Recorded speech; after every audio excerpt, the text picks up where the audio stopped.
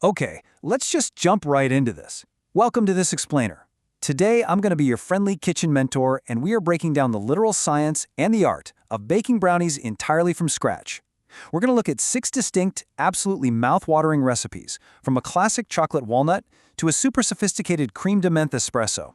We'll extract the core principles that actually make them work. So if you want to understand not just the how, but the why behind the perfect brownie, you are in exactly the right place. So, here is our recipe card for today. First, prepping your brownie pan. Then, mastering the chocolate base. Third, perfecting texture and lift. Fourth, bold flavors and mix-ins. Number 5, baking and cooling techniques. And finally, frostings, glazes, and finishes. All right, section 1, prepping your brownie pan, setting the foundation for success.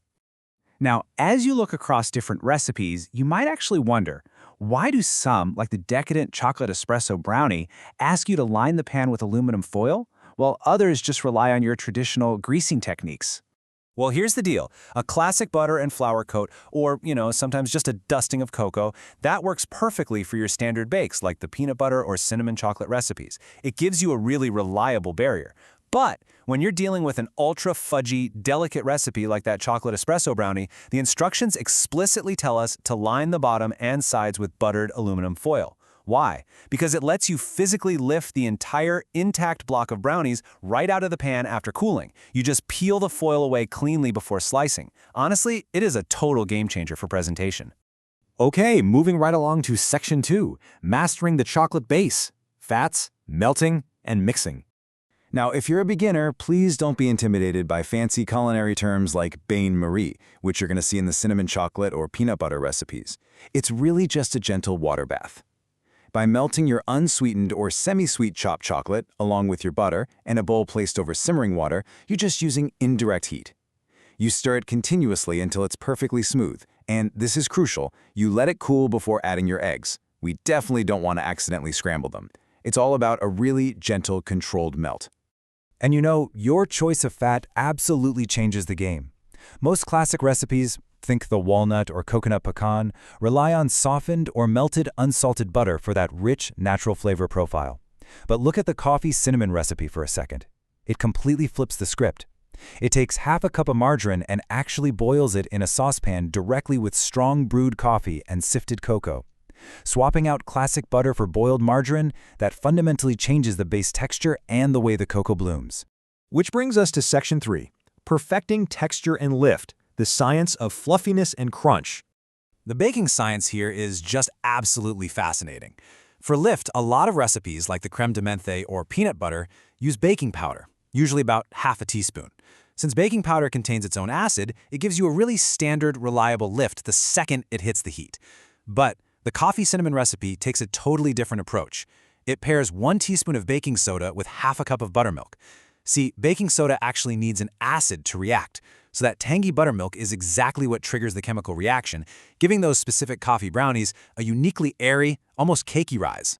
Now, to add a little contrast to that soft, chocolatey crumb, nuts are basically your best friend. But notice how these different recipes deploy them. The classic chocolate walnut and cinnamon chocolate, they just fold chopped walnuts right into the batter for a hearty, traditional crunch. But the chocolate espresso recipe takes a 1/4 cup of toasted, ground hazelnuts and blends them directly into the dry flour mix. It gives this amazing, subtle, hidden texture. Meanwhile, the coconut pecan recipe saves its nuts entirely for super sweet texture topping. All right, section 4, bold flavors and mix-ins, elevating the classic profile. You really have to notice how liquid additions completely transform these recipes from simple chocolate treats into highly sophisticated desserts. Take the chocolate espresso recipe. Instant espresso powder is explicitly diluted in hot water before joining the butter and chocolate, which just massively intensifies those deep, bitter cocoa notes. The coffee cinnamon recipe uses a full cup of strong brewed coffee boiled right in with the fat. And then there's the creme de menthe espresso brownie. This one adds 2 whole tablespoons of incredible mint liqueur straight into the frosting. It creates this stunning, cool mint contrast to the super rich chocolate base underneath. Just wow. But hey, it's not just liquids doing the heavy lifting here. Even a simple dry ingredient can completely shift the mood. The cinnamon chocolate recipe is proof that whisking just 1.5 teaspoons of ground cinnamon into your flour creates this beautiful, warm, spiced flavor profile. It brings out the absolute best in 6 ounces of rich, semi-sweet chocolate. It is a tiny, tiny tweak, but it has massive flavor implications. Now, if you really want to impress people, but you don't necessarily have advanced pastry skills, you've got to try the layering technique from the chocolate peanut butter recipe. It is brilliant. You make one master batter, pour half of it into a second bowl, and then you flavor them separately. So chunky peanut butter in one, melted chocolate in the other. By spreading that peanut butter mix into the pan first, and then carefully layering the chocolate mixture right on top, you get these distinct, visually stunning layers that just bake together perfectly. Section 5. Baking and cooling techniques. Mastering the oven. So while 350 degrees Fahrenheit is pretty much the gold standard for almost all our recipes, usually taking somewhere between 30 and 40 minutes, there is one major exception you need to know about. The classic chocolate walnut recipe explicitly drops the oven temperature to 325 degrees for 35 minutes. And that lower temperature is on purpose. It ensures a much gentler bake, deliberately creating a very specific, dense, fudgy texture rather than a fluffy, cakey one. Honestly, the most critical mistake beginners make is drying out their brownies by overbaking them. The coffee, cinnamon, and creme de menthe recipes give us a literally flawless visual cue for doneness. You don't just blindly rely on your oven timer, you watch the edges. The brownies are fully cooked when the cake visibly begins to separate and pull away from the sides of the pan. The exact moment you see that little gap forming, that's your cue to pull them out. And get this, how you cool the brownies actually matters just as much as how you bake them. Most recipes will just have you let the crumbs set gently at room temperature on the counter. However, to get those bakery-perfect, razor-sharp slices, the chocolate espresso recipe utilizes an amazing trick.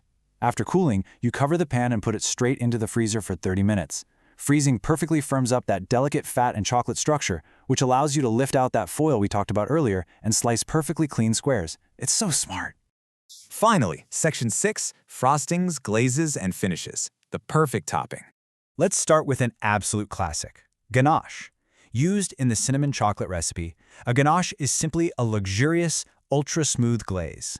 You make it by melting semi-sweet chocolate, a little butter, and whipping cream together over a low flame until it is perfectly dissolved and smooth. You just drizzle this all over the baked brownies and chill it to set. I mean, it adds an unbelievable amount of decadence. But just look at the sheer variety of finishes across these recipes. It's definitely not just ganache. The chocolate espresso recipe opts for a really simple dry dusting of mixed powdered espresso and cocoa. The coconut pecan recipe actually has you mix coconut, pecans, brown sugar, and melted butter, and get this, you bake it directly onto the raw batter. The coffee cinnamon relies on a warm, sugary boiled glaze of margarine, cocoa, and milk. And that creme de menthe? It requires you to blend confectioner sugar, butter, and liqueur into a proper chilled frosting, heavily garnished with chocolate chips. So we've explored the structural science of leaveners, the impact of different melting methods, and the dramatic flair of bold mix-ins and incredible glazes. Now that you understand the actual mechanics behind these amazing recipes, you are fully equipped to tackle absolutely any of them in your own kitchen. The only question left is, from chunky peanut butter layers to chilled espresso mint, which flavor profile are you going to experiment with on your baking journey today? Thanks for joining me on this explainer, and happy baking.